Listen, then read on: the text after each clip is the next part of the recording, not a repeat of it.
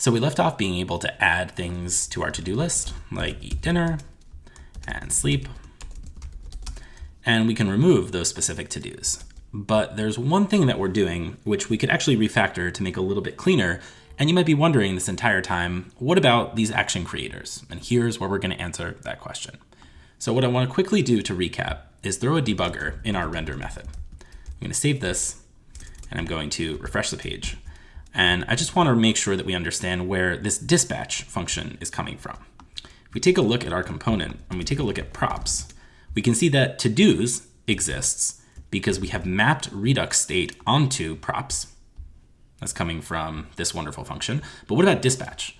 Well, anytime that you connect a component to the redux store, you always get access to a dispatch function. Your component is able to then dispatch actions just like that redux store would. But in our case, if you see the way that we're running this specific code to dispatch all of our actions, there's a lot of work that's necessary to do this. This .props.dispatch, then we put in the object and we put in all the values there. Well, we have an easier way to do that. And the way to do that is to actually pass a second function here into connect. And that function is traditionally called mapDispatchToProps. And mapDispatchToProps accepts a function which we can call dispatch.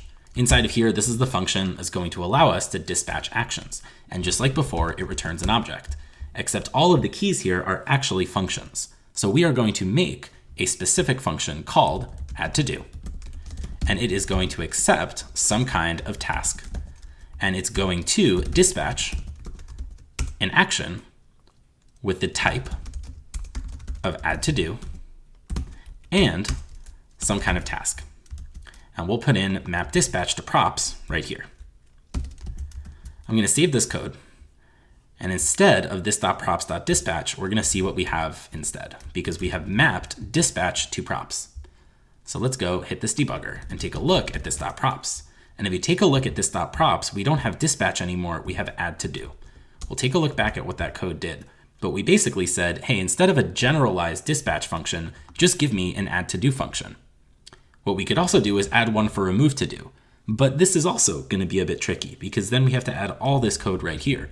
Well, thankfully, we already have a function that's doing all of this inside of action creators. It's called addToDo. So what we're going to do is import those two functions. We're going to import addToDo and remove to do from /action creators. Now, what are we going to do with these two functions? We are going to place them directly onto props. Instead of this generalized mapDispatchToProps, we are going to take those two functions and place them in an object. Remember, mapDispatchToProps has to return an object. And in that object, we need to have keys, which are functions. Those functions are action creators, and we brought them in right here. So I'm going to grab addToDo and remove to do and place them right here. I'm going to save this code, refresh the page so we get to the next debugger. And if we take a look at this .props, we now have our to-dos from redux state and our remove to do and add to do function from our action creators. If we try to run this code, things are going to break. So what we need to refactor is instead of this .props.dispatch, we're going to use this .props.remove to do with an ID and clean that all up. And what are we going to do for adding it to do? This .props.add to do. And instead of this type and all that, we can simply just put in whatever the user typed in the form. So let's save this, try it out again. Let's go eat and sleep. Looks like we can add successfully. How about deleting? Same exact thing. So what we've done here is we've used the second parameter to connect, which also has to return an object. And we've just put in an object with a bunch of keys. These are simply functions. The key is addToDo and the value is addToDo. Where are those functions coming from? Those are our action creators. That's what we're exporting out. We're simply just exporting out a function that returns this entire object. This entire object with a special type of something is called an action. Any object with a key of type that is used in Redux is going to be sent as an action. We always need that key of type. So this is the second parameter to connect. This is also called mapDispatchToProps. You won't find yourself writing a mapDispatchToProps function. You'll usually find yourself importing action creators and using them directly right here.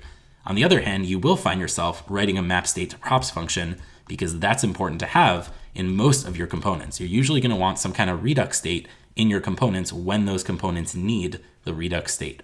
One last thing to note, it's important to understand we don't really need redux state in our to-do component. This is simply just a stateless functional component. So when you start using redux, be very careful which components actually need to know about redux state. You're going to also see there are differences between your React state, like what a user is typing in a form, versus the redux state, which is usually a bit higher level that you're going to share amongst different components.